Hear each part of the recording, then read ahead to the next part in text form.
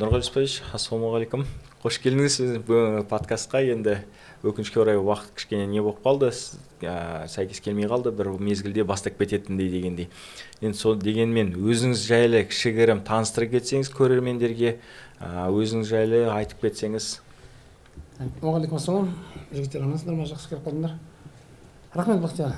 Өзім туралы айтып кеткенде, мен өзім қалжыңдап айтамын ғой, мен высокодипломированный малышмын деймін. Мамандығым зоотехник, диплом бар. Эксперт осы саладамын дейсіз ғой. Сонда не? Ауыл шаруашылығы ғылымы кандидатымын, сол не? Значит, профессиональный эксперт. Профессиональный эксперт. Бәрі эксперт десе, сіз профессиональный эксперт. Жалпы айтқанда малдың құйрығын ұстап келеді, 12 жастан бері атқа мініп мал бағып, сол өмір жағдайымен сол келе жатырмыз.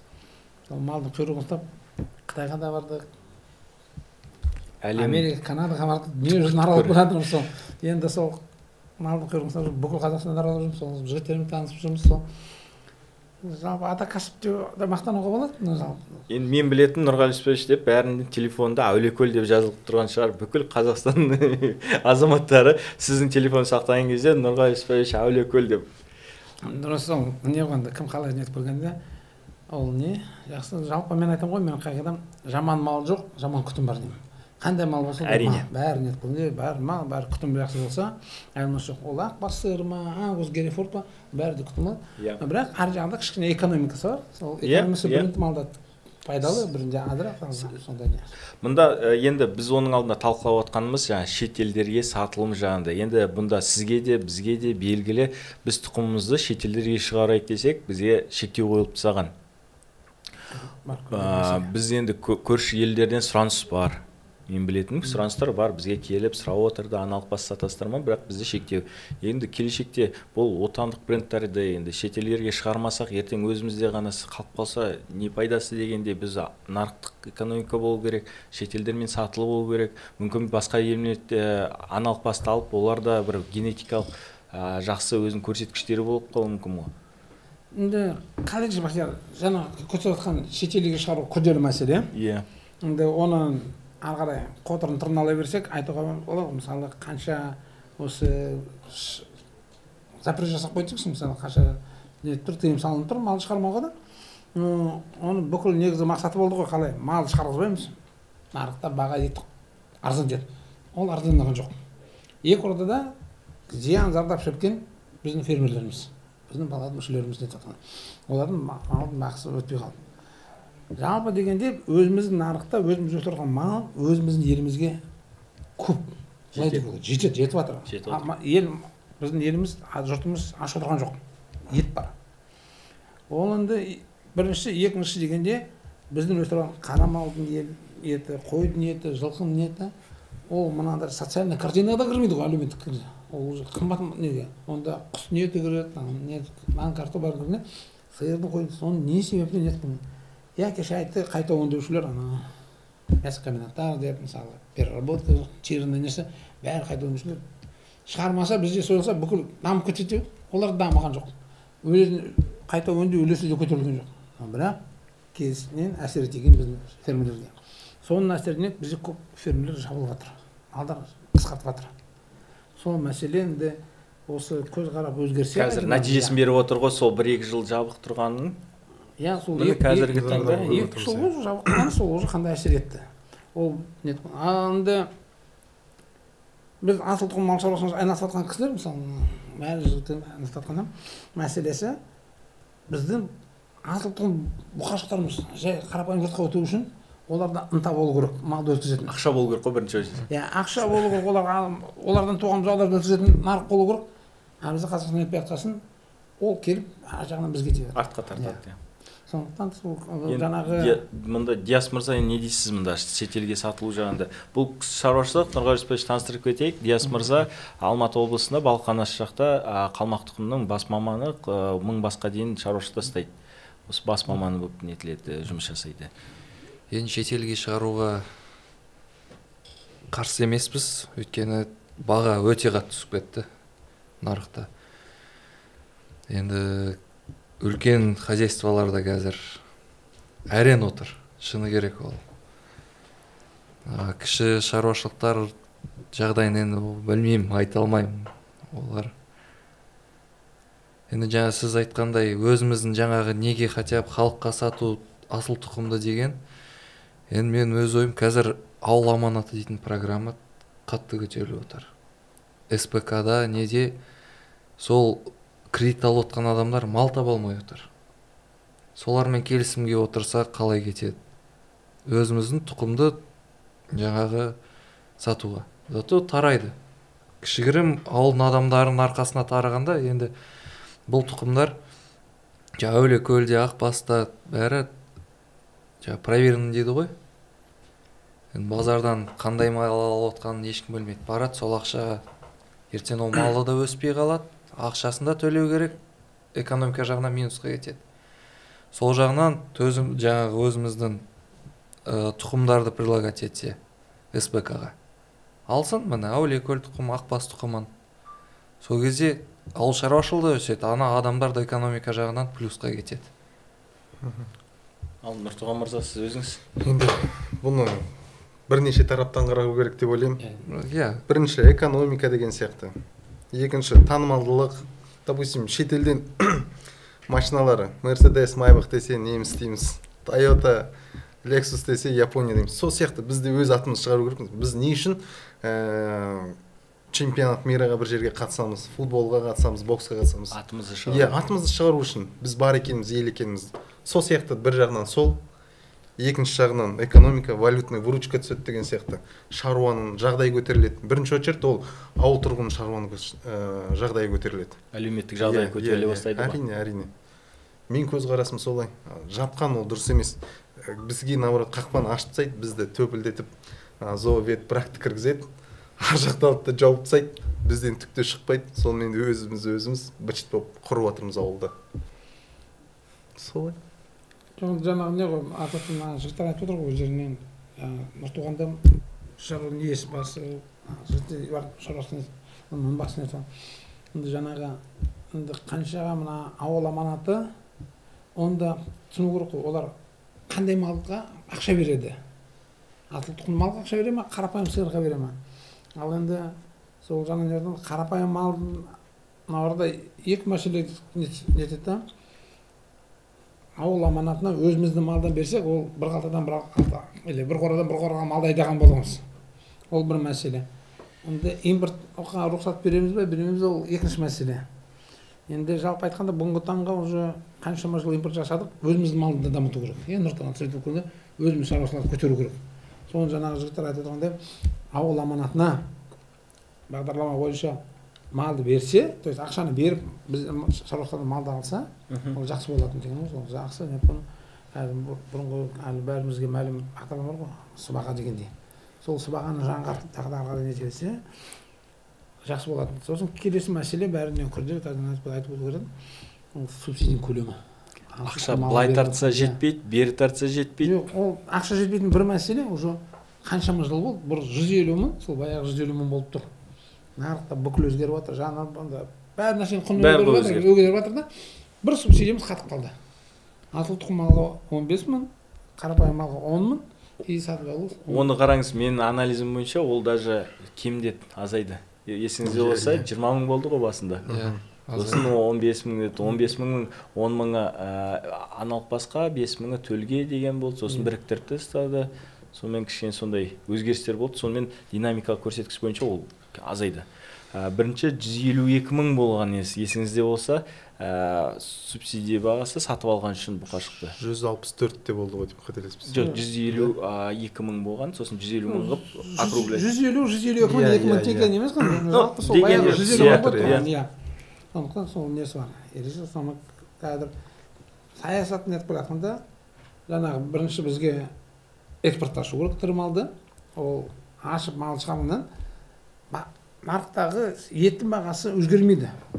Себебі мына Астананың базарына болсын, басқа үлкен қалалардың базарына болсын, оған алып келатқан малды көбісінен жеке қожалықтар, шаруашылықтар, ЛПХ дейді ғой орысша, жеке қосалқы шаруашылық үйлерден келіп жатқан ет.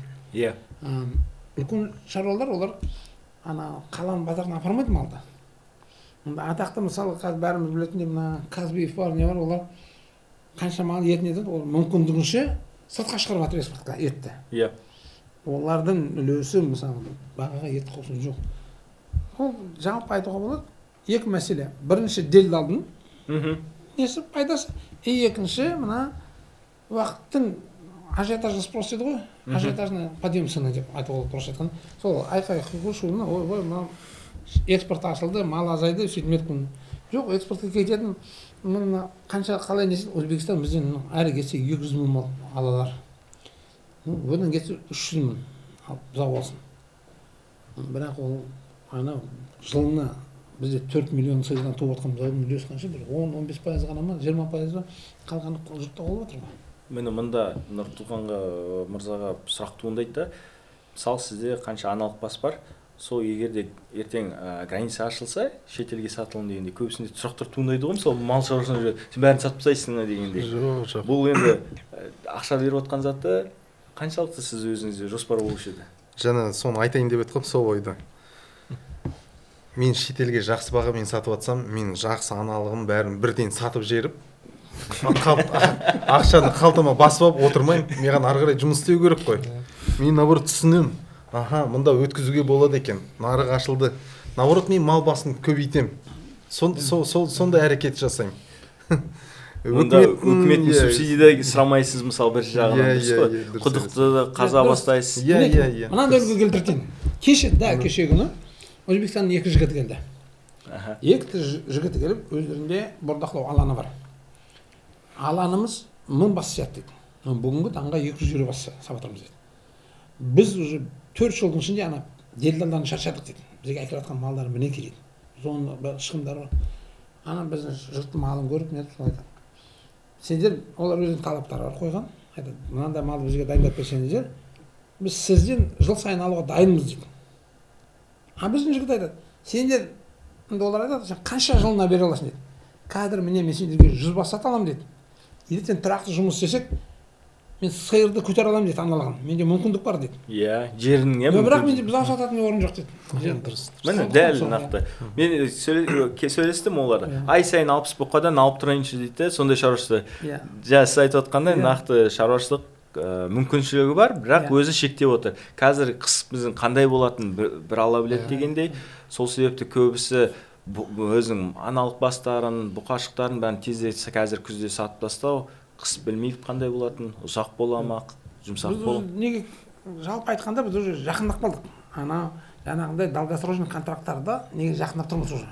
Жаңағы Өзбекстанның жігіттері бола ма, Қырғызстандікі бола ма, Ресейдікі бола ма, солар кісілер жақындап қалады, бізге уже уақыт жақындап қалды. Біз ертең біздің шаруашылық соларға тура контрактпен тұрады. Ана жігіттер түсіну бойынша уже болашақта 1000 басқа дейін жалпы инвестиция жақта ақша бергісі келеді, айтады. Біз сендер аванс төлеп, алдына бұрын төлеп қояйық дейді. 50% алдамыз төлеп қоямыз. Сендер бізге мал дайындадыр дейді. Сондай уақытта біз жақындап келатырмыз, соны басшыларымыз бәрі түсінсе, сондай бәрі жақсы болады. Иә, әрине, бұл нақтылық болады ғой, тұрақтылық, келешекке жоспар жасай алады, қандай да инвестиция құя алады дегенде. Дес мырза ол жағынан өзіңіз қандай жоспарлық болған кезде бесконечный инвестиция тығып тастар едім дейсіз ғой, ал өзім шаруашылықтарыңызға. Енді шетелге кетсе жақсы болады. Енді былай да кетіп отыр ғой ол. Шынырық по-черному дейді ғой. Өзбектердеге балып кетіп отыр. Жаяуды айдап кетіп отыр ол өзбектерін. А егер жаңағы официально ашылса бұның бәрі, заңды түрде, бағасы да заңды түрде болады. Бәріне бір бағамен шығатын болады. Сол кезде ауыл шаруашылығы да көтеріледі. Жаңағындай инвестиция отыр ғой. Ол да көбейеді. Қазіргі енді таңда баға өте қатты құлаған себебі жаңа жем шөптің мәселесі бар. Жаңа қыс туралы айтып отырсыз ғой. Қыс қиын болады деп. Енді шөп жоқ осы. Еш жерде шөп жоқ. Жемнің мәселесі жаңбырмен былай болды. Елдер қиналып отыр. Содан кейін базарға арзан бағамен өткізіп отыр. Бағаны құлдырау себебі сол да бар. Шетелге шықпай отыр, делдалдар алып отыр, ақшасы барлар жаңағындай бордақлау алаңына салып отыр, олар момент күтіп отыр енді қазір. көктемде баға көтерілсе, олар сразу көтеріледі енді. Нұрғали Спетович, өзіңіз не ойлайсыз? Тағы да қосып жіберсеңіз ойыңыз. Менің пікірім былай ғой, жаңа жігіттер айтып отыр ғой, ресми түрде экспорт ашылса дейді. Онда айтуға болады, ресми түрде экспорт ашылғанда ол бірінші парақорлық жойылады, иә, азаяды. Қазір бәрі кетіп жатыр ғой, жігіттер айтып кетіп жатыр, өзінше білемін, ал кетіп жатыр. Бізден мысалы Ақмоладан, Қостанайдан жігіттер шаруашылығының малын тиеді да, оңтүстікке деп қағаз жазып береді, сұрасың, кетті ма. Бәрі олар Өзбекстаннан шығып жатыр ғой. Қалай өтіп жатыр? Жаңа қарашы, ол парақорлық, ол контрабанда заңсыз өтіп жатыр бәрінде, соның бәрі болмайтын. И үшіншіден ең негізгісі жаңағы фермер уже мысалы 1000 теңгеде емес, мысалы 1300 теңге, 1500-ға сататын тауарлардың бағасын. Ол қалай сатылып жатса да, ол жеке меншіктен алмайды ғой олар.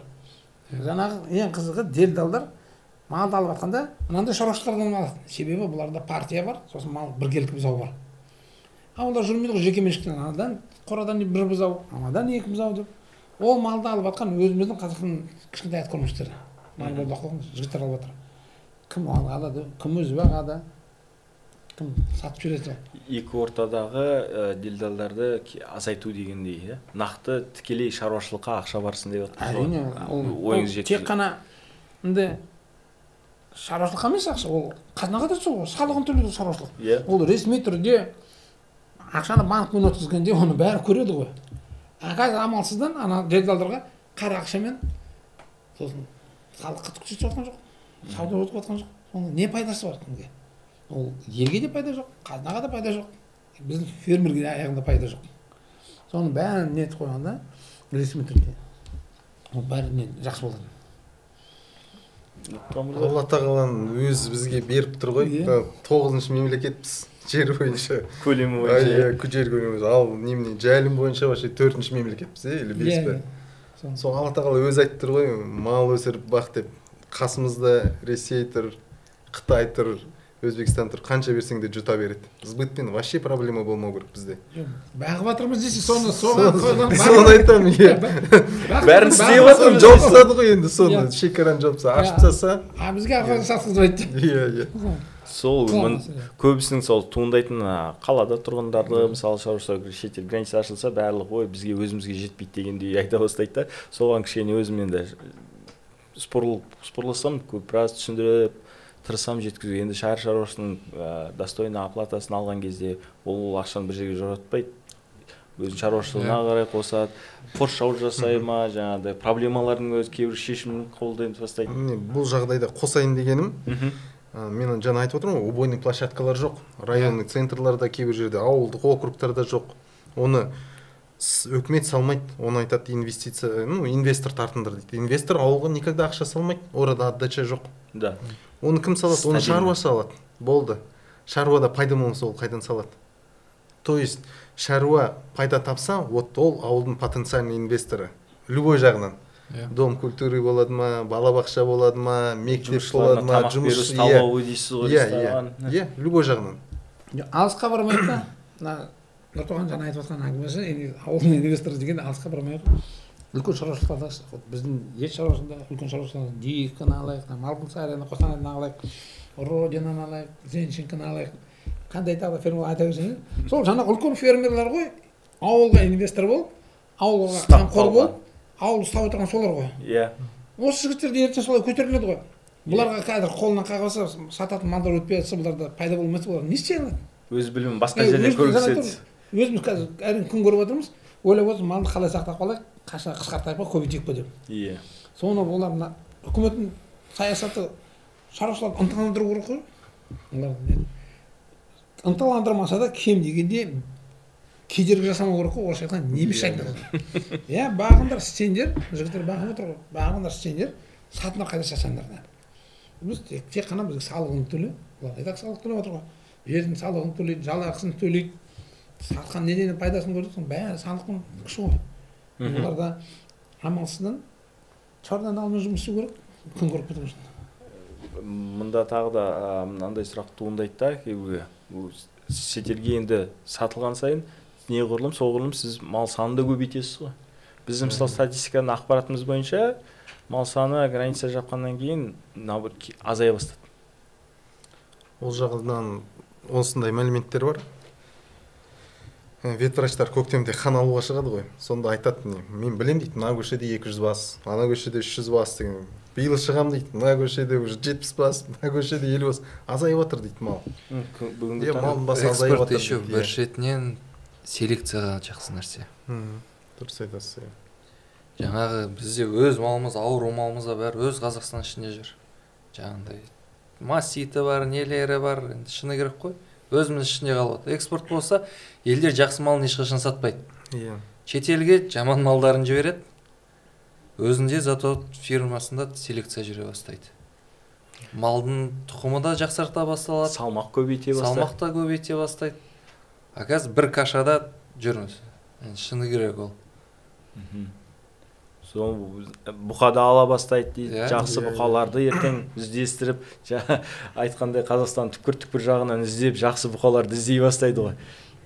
Жаңағы нетіп жатқанда бір мәселе айта кететінім, мысалы бізде Әулиекөл палатының 2 мүшесі әдемі қарқын дамып келе жатқан шаруашылықтар 2 жыл қатарынан, биыл 2-ші жыл қатарынан амалсыздан ұрғашы төлдерін сатып жатыр, толық сатып жатыр. Бір бас қалдырмай өзіне.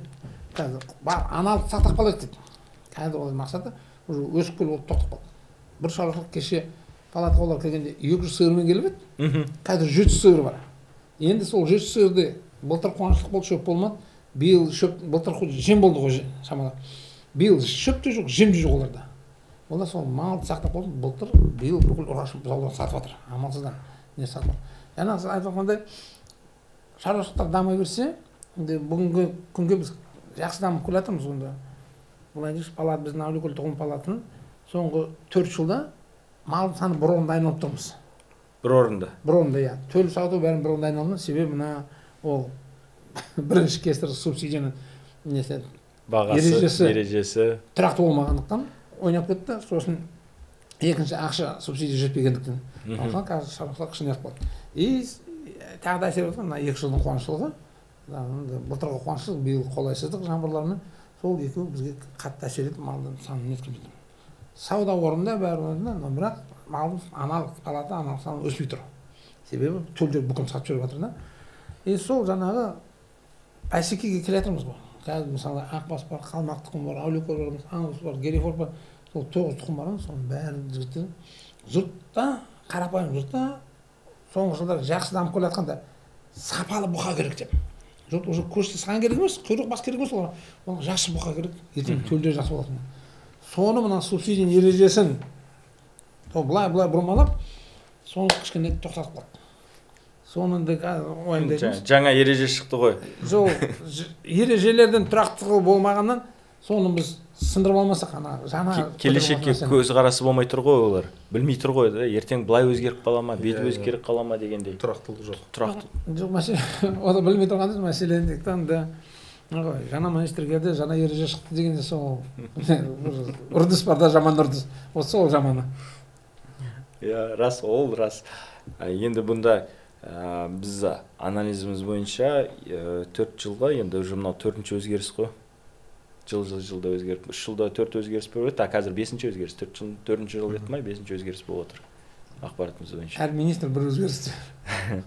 Өкінішке орай бұл шындық.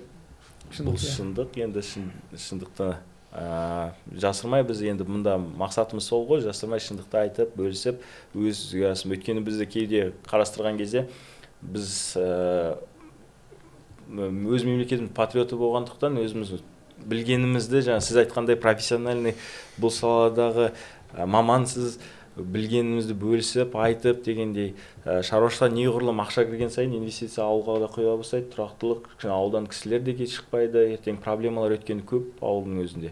Дефицит кадров дейді, кадрлар, мамандар жетіспейді, мынау жетіспейді дегендей. Сонда да мына Нұртқан мырзадан өзіңіз енді сіз қоршау жасадыңыздар. Қанша гектар жасадыңыз қоршауды? Енді шамамен гектарлап айтса, бізде 2 участок бар, екеуі шарнирный сетка дейді, сонымен қоршалған. Біреуі где-то 150-200 гектар мекен, екіншісі бір 700-800 гектар ма солай. Екі қоршау жасадыңыз, біреуі 200 гектар, біреуі 700 гектар. Оның несін көрдіңіз, нәтижесі? Иә, малшы деген. Иә, и одан бөлек еще электропастухтар бар. Шын бөлдіңіз? Жоқ, шын емес, бөлек участоктар. Бөлек участок. Үш участок шығардық электропастух. Олардың көлемі где-то каждый бір 700 гектардан болып қалады шамамен. Оны біз қалай қолданамыз? Допустим, бұқаны мал төлдейді, күзде бантировка өтеді, плен продажа басталады статус алғаннан.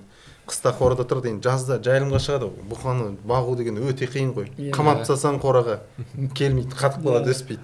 Оны жайылымға шығару керек. Соның астында сол электропастухқа үйретесің. Или шарнинг сеткаға қоя бересің, рахат 100-200 бас соның ішінде жүреді. Тиімді, допустим, 2-3 участокта тұрсам, соны бір-ақ кісі қарайды. Бізде қарауы сол суару мәселе. Су барып обязательно суару керек. И объезд жасайды, электропастух. Стойка сынып қалған жоқ па, малды түгендейді, шығып кеткен мал жоқ па деген сияқтар. Бір шығатындар болады, но редко.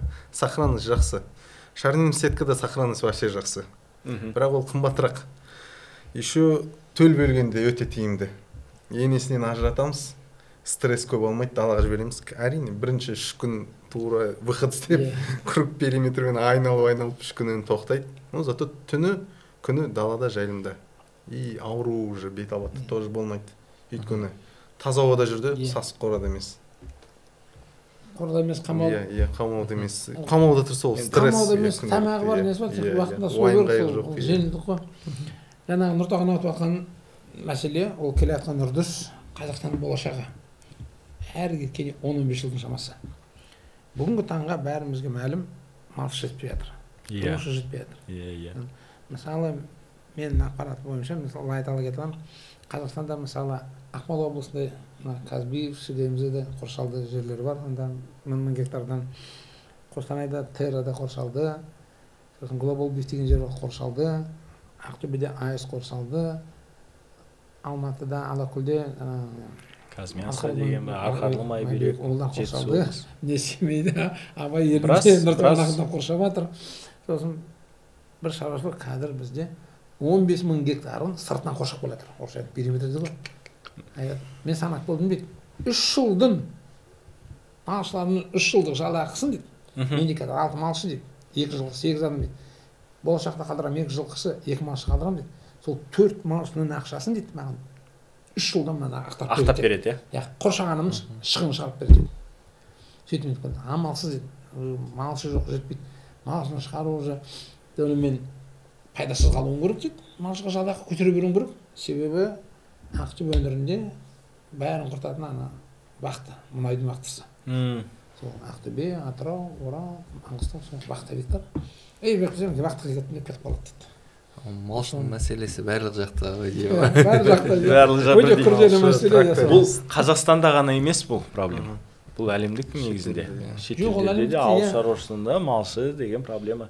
Ол проблеманы бірақ шешу мәселесі міне, шешу мәселесі. Америка, Европа не келгенде оларда уже ол қалай, оны ауырып шықты, оларда ауылда жұмыс істейтін адам проблема болып жатыр. Фермалар босап жатыр. Иә. Бізде енді біз тек сол малшыға иә. Алматы жақта сіздерде қоршадыңыздар ма, Диас мырза? Жоқ, әлі қоршаған жоқсыздар. Малшының артынан қойдыңыз ба? Біз ауыл азаматтарын көмектесіп жатырмыз, жұмыс беріп жатырмыз. Күнделікті звондап дейсіз ғой, малымды көрген жоқсың ба?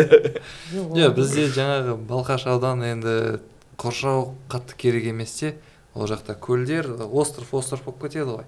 Су жайылып кеткен, аралдар болып, қоршау қатты керек емес біз жақта. Өз малымыз өзіміздің аралда жүреді. Ауылдың малы бөтен жақтан мал кірмейді. Сол жақсы болды. Жаңа екіншіден дұрыс айтып отыр, бөтен мал кірмейді. Ауру азаяды, ветеринарный контакт басқа малдармен. Ал шығыны жағынан қалай болды? Шарнирный сетканы енді қазір примерно 1 квадратный метр дегенде, или 1 километрге деп есептейді ғой, орташа дегенде. Субсидия болды ғой. Жоқ, онда субсидия түк төленген жоқ. Төленген жоқ? Жоқ. Оны таза өз ақшамызға алып қойдық. Инвест субсидияда негізінде осы қадам болды емес пе? 1 метр ма, по-моему, болған. Ол электропастухта кейіннен енгізілді. Осы биыл ма, былтыр ма енгізілді. Оның алдында тоже болған жоқ. Жаңағы нетіп келгенде, Нұртағанның жағдайынан қарап, ереже бар ғой инвестсубсидия бойынша. Иә. Сонда қарап өзгертіп кіргізу керек. Немен қоршайды? Бар ғой электропостух изгородить ограждение подпись деген бар. Бар. Но онда тек қарау керек, қателеспесем, электропостух и колючая проволока. Бұл шарнирный сетка, бұл уже сапасы да несі де жоғары мәселе. Зат тек та, зат па, не, өндіріп. Жаңағы неге малға қоршау ойнады қойды. Жақсы нәрсе. Бұзауда, қойға да жарайды ол, жақсы нәрсе да. Бұнда бір мәселе бар. Біздің жақта андай ағып атқан өзен, көл сондайлар жоқ. Обязательно скважина тесу керексің, скважина қою керексің, әйтпесе оны суара алмайсың. Сол қиын. Тағы қосымша. Ол проблема бүкіл Қазақстан бойынша. Осы мәселені скважина деп кеткенде Қорғалжын ауданы. Қорғалжын ауданы Ақмола облысында Қорғалжында. Ақмола облысы Қорғалжын ауданы жаңағы көл деген ауыл. Теңіз? Жоқ, сұлу көл ма қандай? Қоржын көл деген ауыл. Қоржын көл деген ауылда жігіттер 160 метр скважина ұрды. Су шықпады дедіңіз. Шықты, ащы су адамға жарамайды, малға тұрғысана. Суаруға жарамайды. Олар өздері ішуге өздерінің ақшасын салып еді, су шықпады, бітті. Екі скважина ұрды, біреуін 100 метр болмайды, екінші 160 метр. Болмаған 160 метр, жоқ, су бітті. Кейбір жерде су бар соғында болады. Көп жерлерде ол да жоқ қой. Ол да жоқ. Мұнда енді негізінде қоршаумен салған кезде ротационный пастбище дейді, жердің де құнарлығы да артады ғой. Әрине. Ол экологияға да проблемасын азайтады. Ол жерді тиімді қолдану ғой. Енді әрине қазір үйтіп мен мақтана алмаймын, сөйтіп жұмыс істеп жатырмын деп аударым. Жалпы мен байқағаным, міне бір клеткаға участокқа малды кіргізсек, көктемде кіргізсек, жаз айында алсан, күзге дейін тағы бір көтеріледі. Оған күзде кіргізіп тастасаң, көктемде уже травастой онша болмай қалады. Өйткені қар дұрыс түспейді, уже шөп дұрыс өспейді. Ал шетелде көрдіңіз бе? Норма осадка жақсы түседі. Жердің ылғалдылығы биікте, соны олар негізі көп малды аз уақыт қана бағу керек бір жерде. Бір клеткада, дұрыс. Соны айландырып әкелгенде, допустим, бір вегетационный период, 21 күн дегенде, сол кезде ол қайттан шығып тұр. А бізде олай шықпай тұр. Міне мұнда сиыр малы дегенде жегенде бір клеткада кем дегенде бір 7 күн, 10 күнде ғана тұрып, сосын ауыстырып тастаса. Бұнда солтүстік Қазақстанда Эсхоз деген бізде палата мүшесі көрсеткен смарт пастбище деген 10 гектардан неткен 70 гектарды қоршаған, суға келген кезде клетканы ашып тұрады. 10 күн өте ма, бір клетканы жабады, басқа клетканы ашады, сонда 10 күн жүріп. Бірақ суға келгенде бәрібір сол клеткаға келеді. Мәселен, жаңағы Нұртағын айтып отқан мәселесін, оны жайылымдарды ауыстырып отыру тәртібі бар ғой, қысқы жазғы дегенде.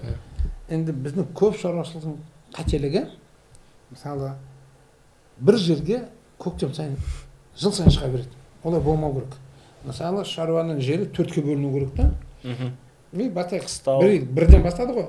1, 2, 3, 4 деп, келесі жыл уже бастау керек.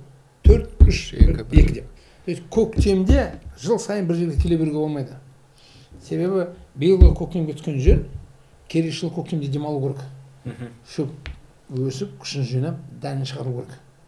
Оны жыл сайын дән шығарма қырқа берсен, ол өз-өзін самопас өтеді ғой. Өз-өзін егіп, өсе алмай қалады. Сондықтан ана малды бағу да тәртібін нету керек. Оны сол айналдырып, қайсы жерін қайсы уақытта демалдыратын тәртібі болу керек. Жерді ауыстырған малда тез өседі, тез семіреді. Жер ауыстырып бет бағылған мал тезірек өседі, тезірек оңалады, демалады. Малдың өзі де салмақта қосады. Малда жақсы ғой, шөп құнарлы болғаннан кейін малдың өспегенде қандай. Тақыр жерде шапылады, хоккей ойнамайды ғой. Бұрын атамыз айтатын ғой, қойға шыққан кезде. Бүгін ана жаққа бар дейді. Ана жақ бағамыз. Келесі күн ар жаққа бар бақ дейді. Күнде сөйтіп ауыстырып тұрады. Түсінбейтін дейсің ол кезде. Айтқан жерге тыңдап. Біз не? Ол кішкентай кезде қой бір жерде мал бір жерде жатқан жақсы ғой. Өзіміз демалып алу үшін. Ұйықтап. Өзіміз жақсы ыңғайлы. Алысқа бармайсың, барсың. Бірақ қазіргі таңда мен кейбір шаруашылықтарға барған кезде осы қоршаумен айналысады. Бұнда уже малшы емес ауылда дейді. Ал клетканың периметрімен мотоциклмен қарап шығатын кісілерді ғана аламын дейді жұмысқа. Ол жоңғайрақ дейді. малдың артында күні түні бойы отырмайды кісілер. Клетканы бір айналып шығады, қарайды, қоршаудың бәрі сын кеткен жоқ па, бұзылып қалған жоқ, құлап қалған жоқ па дегендей. Бізде мына жақсы мынадай үлгі бар. Қостанай облысында агрофирма Қарқын бар. Сол Қарқында олар көктемде не істейді? Түнде малды қамайды ғой, ауласынан қамайды.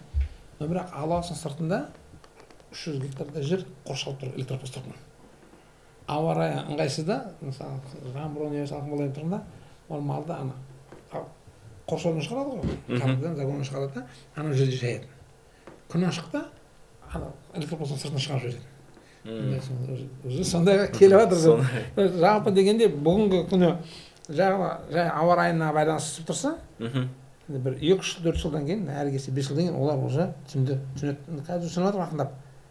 Бүкіл жерді қоршау керек, электропостар салу керек, сондай жобасына келеді. Ал мұнда ойларыңызда, мысалы, мен Қазақстан 1-2 шаруашылықты ғана білем, подсев жасаған. Ол Совет одағында жасалып келді, пастбищный подсевтер деген. Қазіргі таңда ол жоқ деп айтуға болады. Коренное улучшение пастбища деп айтылады. Біз қоршауға келгенде былай келдік қой. Шөп ектік. Көп жылдық шөптер ектік те.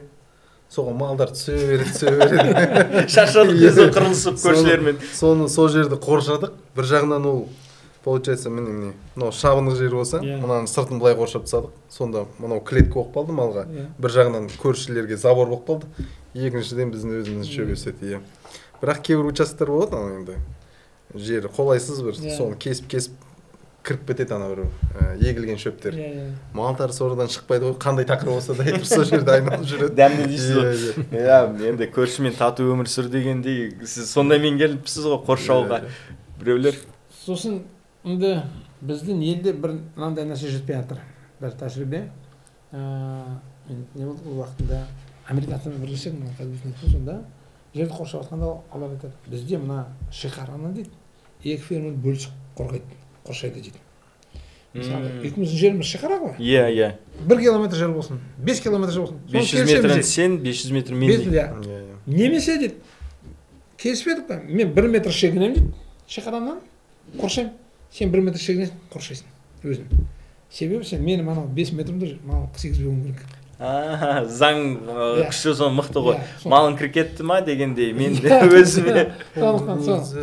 Сондай жағдайға бізде келіссек, шаруашылықтар жеңіл болатын сондай не болса. Ол жақсы, енді екінші шаруашылықтың жағдайы нашар болса, ол келіспейді, ол қоршамайды оны. Дұрыс қой, ол енді дәл бүгінгі нәрсе, бірақ келген дұрыс деп айтып отыр.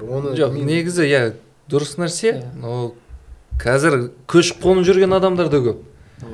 Нақты жері жоқ, ешеңкесі жоқ, арендамен жүретін Алматы облысында адамдар көп. Біраз мал ұстайтындар. 1000 қойлап ұстағандарды көрдім, 2000 қойлап. Көшіп қонып жүреді. Ондай адамдармен қалай? Мына олатта өз малы жоқ, аренда өтсе салады. Алматы облысы. Мен бойынша Алматы, сосын қазір жер сол болсаның жағдайын айтады. Бағымыз айтып кетті ғой, мәселенің скотопрогон участоктар. Сол күрделі мәселе. Күрделі. Содан да қазір қандай заңда бар ма жоқ па, сол скотопрогон участоктардан қайтадан келтірту керек орнына.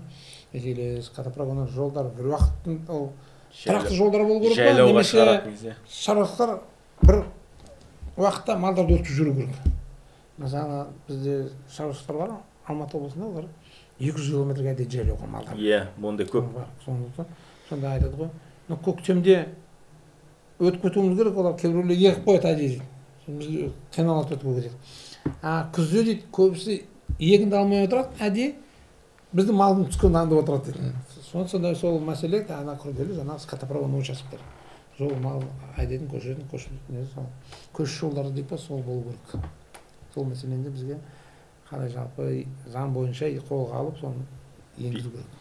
Енді бұнда мен өз қарасым жеке жаңа бір велосипед ойлап таппай басқа мемлекеттерде қалыптасқан, соны улучшать етіп дейді, бізге Қазақстан енгізу. Соны қарау керек қой, қай елде ондай заңдар бар, қай жерде жоқ, соны қарап керек қой. Бізде мысалы республикалық палаталар бұл шетелдерінен көрініп, енгізіліп өзіміздің тұқымдарға да бекітіліп жазылып енгізілді ғой. Өзінің нәтижесін бүгінгі таңда 10 жыл болды жұмыс жасап келе жатыр.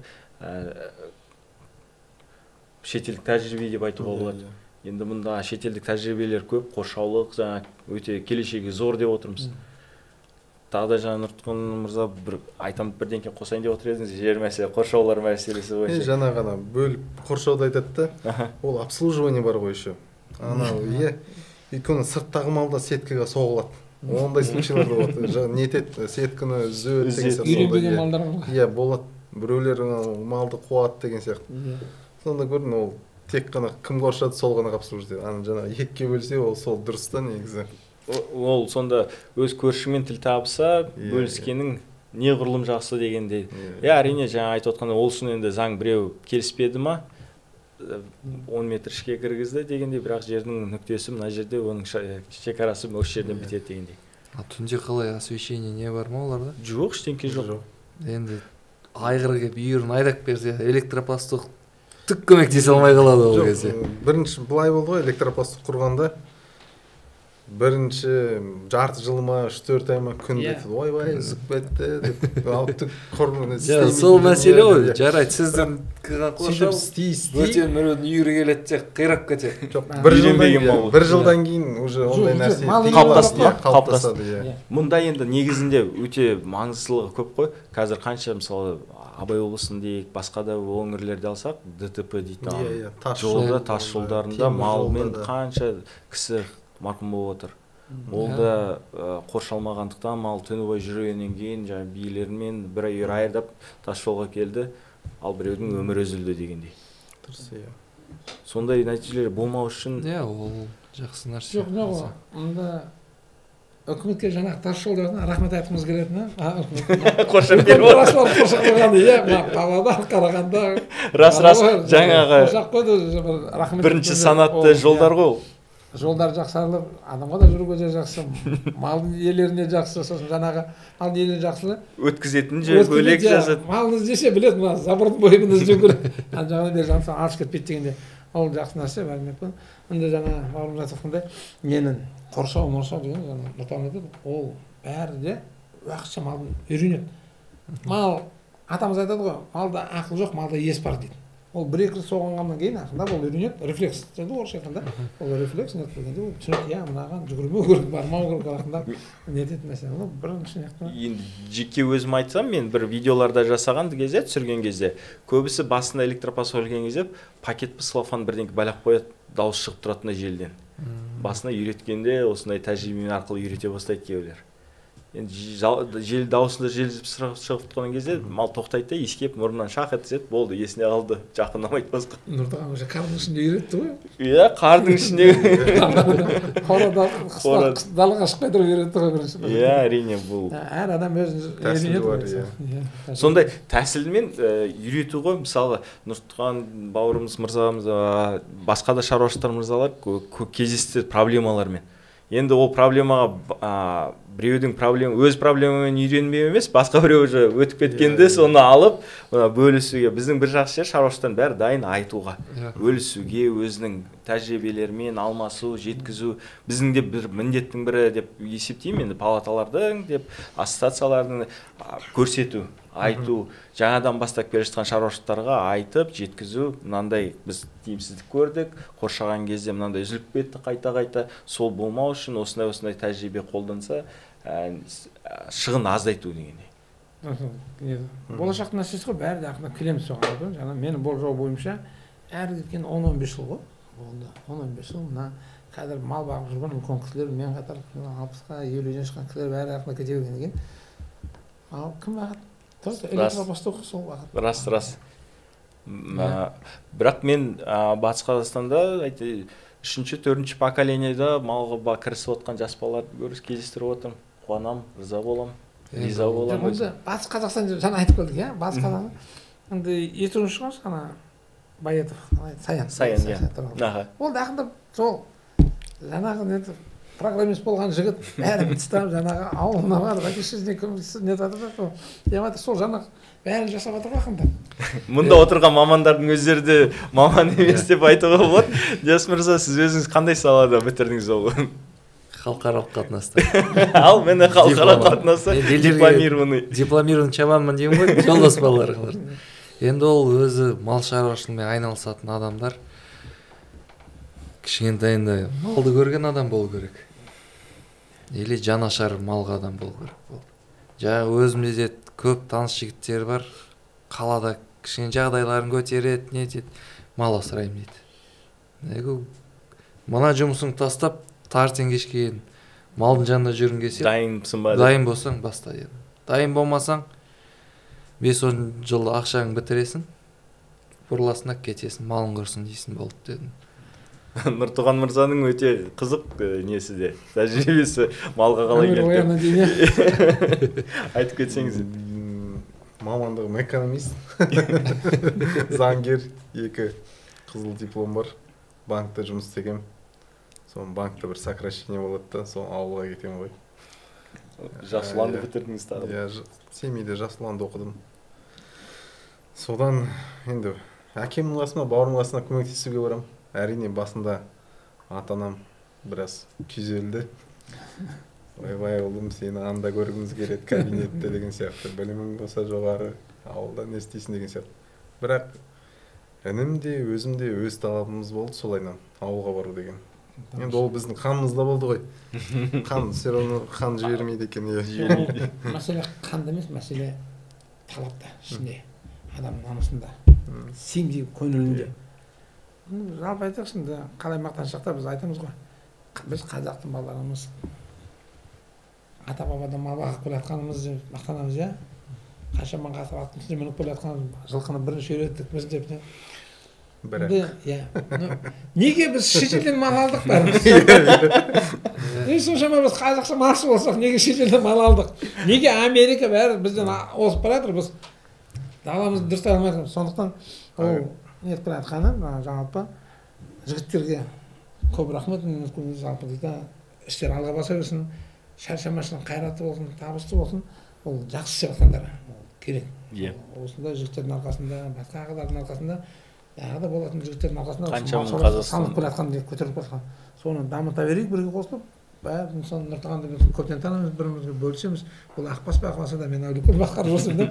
Дегенмен дегенде. Жалпы не ғой? Қандай тұқым дамытып жатса да, ол бізге ынта, қалмау. Озып болып бесексе, кем дегенде қалмау. Бірге жүру. Сол бәсеке ғой, көп бәсеке болғаны, көп жақсы не болғаннан, ол бір жағынан бәсеке, екінші жағынан үлгі, соның бәрі жақсы көбей берсін, бәрі жақсы болсын, бәрі не болсын. Сосын тағы да бір қоса айта кететін, ертең 29 қараша, көрме болады ветеринар бағытында. Тек ветеринария емес, ауыл шаруашылығы, мал шаруашылығы саласында. Мал шаруашылығы саласында бойынша көрме болады. Сол көрмеге оқырмандарды, көрермендерді шақырамыз. Келсін, көріңіздер. Сол көрмеде көп ақпарат аласыңдар, мағлұмат аласыңдар. Бүгінгі Қазақстанның мал шаруашылығы қандай деңгейге жетті, соның бәрін көріп, өзен көлін тамашалап, мынаған жақсы нәрселеріңізге танысып кетесіздер. Диас мырза, қоса кетсеңіз, өзіңіз қандай? Енді айтарым, ауыл шаруашылығы бәрін айтып отырмыз ғой. Ата-бабаларымыздан бері мал бақып келе жатқан халықпыз, енді еліміз. Ауыл шаруашылығын көтере берейік. Соған енді қуанышты боламыз бәріміз. Өзіміздің тұқымды көтерейік. Қазақ тұқымдарын баядан келе жатқан шетелге өзіміздің тұқымды көрсету керек. Енді басқалары ренжиді ма, білмеймін. Енді ангустарды алып келіп отыр. Өзімде мен қалмақ тұқымында жұмыс істеймін енді. Бірақ өзіміздің тұқым үшін бұл тәжірибе ғой, тәжірибе, бір тәжірибе, но жаңа айтқандай шетелге өзіміздің неміз көрсету керек біз тұқымдарды. Нұртуған мырза. Енді ауыл шаруашылығы өте қиын сала ғой. Жаңа айтып кеттіңіз, неге деген сұрақтар болды ғой. Біз мақтанамыз, осындаймыз, жылқыны бірінші үйреттік деп. Бірақ неге ана шетелден әкелеміз деп. Өйткені агросаясат дұрыс болмады ғой. Ауылға деген көзқарас дұрыс болмады. Бәрі қазба байлыққа кетіп қалды, шыны керек. Жер бетіндегі байлық, шөп, су, соны бағаламадық, малды. Енді міне уақыт келе қайтадан соған оралып отырмыз, қуаныштымын. Бізге қарап басқа біреулер де бой түзейді, біз басқа біреуге қарап бой түзейміз. Осы малмен айналысатын алдында шыны керек мен жаяу жүрмеген жерім жоқ. Қостанай, Ақмола, бәр жерде. Соны қазір есіме алсам, біраз жындылау болып. Қайталас едіңіз. Кейбіреу сұрақ қояды ғой, осы қазіргі жеткен деңгейге қайттан артқа келсе, осыны қайталас едіңіз. Бірақ мен қазір кісілерден айтамын да, кейбір адамдарға басына үлкен ақша түсіп отырса, не істерін білмей қалады ғой. Менде конкретно жоспар бар да, мен бүйтуші едім. Нақты да? Иә. Өйткені пройденный этап, жаңа сіз айтып қайталаушы едім. Қайталау мен білем уже. Неден бастау керек, қалай істеу керек. То есть 1, 2, 4 деп план жоспарлар ғой. Нақты да, нақты қадамдармен. Иә. Жоспарлау керек. Малды обязательно санау керек. Мал санамайтын адамдар көп. Мен айтамын, сен хотя бы малыңды санасаң деймін. Малың качествосы да түзеледі, бәрі жұмысың ыңғайланады. Өз-өзімен көресің ғой санақ кезінде малдың кейін. Төліңді санасаң, ол жылына қанша мал туатынын да білмейді кейбір адамдар. Соны санай бастасаң, сен түсіне бастасың. Продуктивность дейді ғой, орысша айтқанда, продуктивность жоғары. Сапасы бар, саны бар. Енді жаңағы отандық тұқымды қолдау керек деп ойлаймын. Мен бәрі бәсеке болған дұрыс, но отандық бренд қылу керек қой, бәрін шетелге, бәр жерге танымал қылу керек. Қазір біздің президентіміз де енді отандық брендтер деп тазыны қолға алып отыр дейді, жылқы бағытындағы да нетіп отыр, енді кішігірім көзқарасы өзгеріп. Мен дегенмен айтым келетін ауыл шаруашылығына ауылды кісілерді ұстап қалу, сол жерде жұмыс беру. Ең оңай тәсілі ол мал шаруашылығы дейді. Егінмен қиындау, су барлығы өңірде жоқ, егіндікпен дегендей. Енді жерлер бар бізде. Тарбағатай, мен білетін, енді батысқа ешкім барып егін екпейді деген сияқты. О жерде тек қана мал ұстайсың, сүт өндіре алмайсың о жерде. Ауылды ұстап тұрған мал. Кезінде ашаршылық болған кезінде 20-шы жылдар, 30-шы жыл не болды? Малды құртты, оның арты неге соқты? Бәріміз білеміз. Әрине. Енді менде мында құрметті көрермендер айтайын дегенім 29-30 қараша күні бізде ауыл шаруашылық көрмесі болады. Соған келіңіздер, қатысыңыздар, тағы да талқылайтын ол жерде көп мамандар болады, білікті мамандар осы салада жүрген, халықаралық деңгейде өткізуге атсалысып жатыр. Енді бұл бірінші бастамасы, келешекте де енді мал шаруашылығы жөнінде өз деңгейін табады деп сенімдеміз. Бізде өйткені өз тарапымыздан атсалысуға салысып жатырмыз деп айтуға болады. Енді өз тарапынан айтайын десем, бұнда бүкіл әлемде халық саны өсіп отыр. Жер көлемі өсіп отқан жоқ. Барлығы ол адамдар тамақ жеу керек деген секілді. Бәрі сапалы ет жегісі келеді, азық-түлік жегісі келеді. Сол себепті ауыл шаруашылығының енді деңгейде келешегі де өте зор. Оған жұмыс жасау керек, экономикалық несін есептеп дегендей жаңа. Дұрыс айтып отырсыз, Нұртоған мырза, сіз оған көбісі есептелмектен, қаншама шаруашылық бар, қанша бағасын, қаншалықты оған шығыны кетіп отқандай шығып жатыр ма, кіріс кіріп отыр ма, білмегендіктен осындай нелер болады. Бірақ ол сол біздің мақсатымыз, соның бәрін есептеп, көмектесіп, шығарып, шаруашылық білетіндей, өйткені қаншама басы бар, бірақ оған плюс келіп отыр ма, прибыль келіп отыр ма, әлде шығыны кетіп отыр ма, білмейді деген секілді, солдай секілді нелерге жаңа қадамдармен ұсыныс.